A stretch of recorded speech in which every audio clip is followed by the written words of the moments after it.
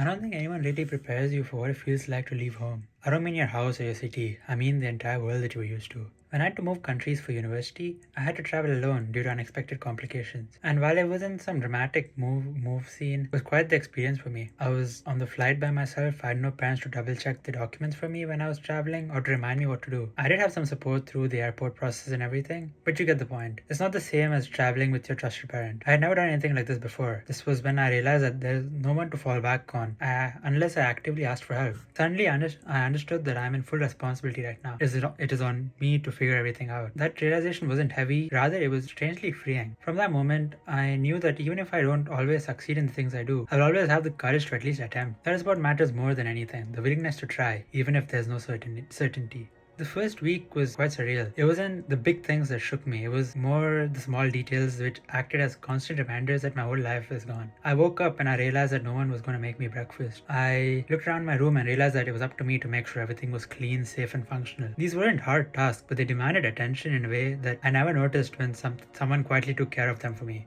You tend to realize the absence of familiar voices. Moments like the spontaneous laughter from the kitchen or your dog barking at the front door. You realize that a lot of your emotional energy is tied to your routine. But this change gives you a new level of awareness. You don't take the small things for granted anymore. You start to notice what makes you sustain yourself. When I was reflecting to write the script, I was actually surprised that I didn't spiral during the entire process. I genuinely thought I would though. I thought being alone in a foreign country would make me anxious, restless, or even feel lonely. But I remember trying my best to stay in the moment at every time I could because I knew that if I didn't, I would start overthinking. And this made all the difference. And I didn't even try to force normalcy. I just let life happen and adjusted accordingly. I feel like I learned a huge lesson from this. It was the fact that presence is often the antidote to fear. It doesn't remove the discomfort, but it keeps it from growing into panic. You don't always need to find a solution for your discomfort. Sometimes you just need to be in the moment and breathe in order to feel normal, and that's sufficient.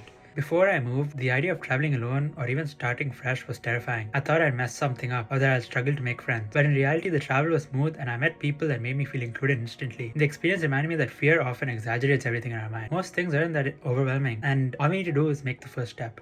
What really shook me though was the step up from high school to university in terms of academics. I thought because I did the IB, I would be prepared for everything. But I ended up quite honestly doing much worse than I expected in my first midterms. Well, a part of it was just me adjusting to the new life that I had. The truth also was that I wasn't as disciplined as I told myself I would be. I was messing around, getting too comfortable, and I was letting my time slip. And these results served as the wake-up call I needed. It reminded me that success isn't earned once and kept forever. You need to work for it every single day, and you need to do it through what you choose to prioritize. I didn't often feel like an outsider either, but there were subtle moments which reminded me I was far from home. And like I mentioned before, it was the small things that made me feel this way. Crossing the street and not knowing which ways the cars would come from was honestly the most glaring example of this feeling. It was something so basic yet unfamiliar. It wasn't that big of a deal because I figured it out pretty quickly, but it made me pause. It made me realize how much of my life was on autopilot back home. I didn't think about buying food, asking for help, or even paying any sorts of bills, but suddenly now I had to. And this was when you feel that you're not a founder in your location, but rather in your habits. But this is also what brings you power, because every time you adapt and grow, you reaffirm yourself that you can handle it.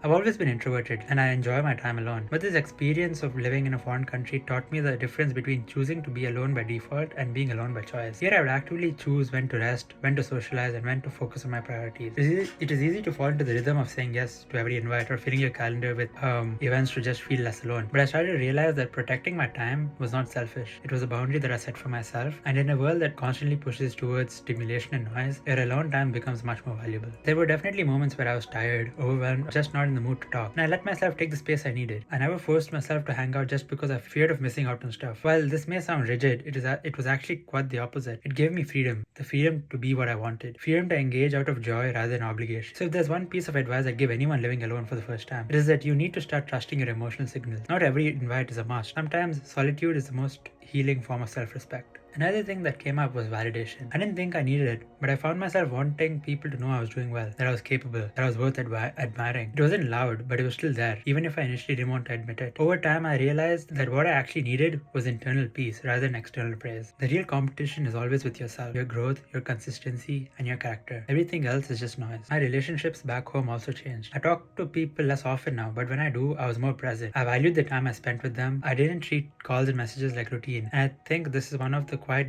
gifts of distance. It strips away the noise and reveals what actually matters. 6 months ago, I was nervous. I was hopeful for the new setting, but I was unsure. Now I'm still figuring out things and learning more about myself. But I'm stronger. Not because I've mastered anything, but I've faced parts of myself that I've never had to before. I've failed, I've adapted, I've reflected, and I kept going. At the end of the day, this is what identity is really about. It's the process of growing up and learning. It's the act of becoming the person you want to be. So if you're in the middle of your own transition, whether you're moving, starting something new, or simply trying to understand yourself better, I hope this video helped. Just remember that no one figures it out all at once. We grow in fragments, and it's usually very quiet, slow, and honestly, that's enough.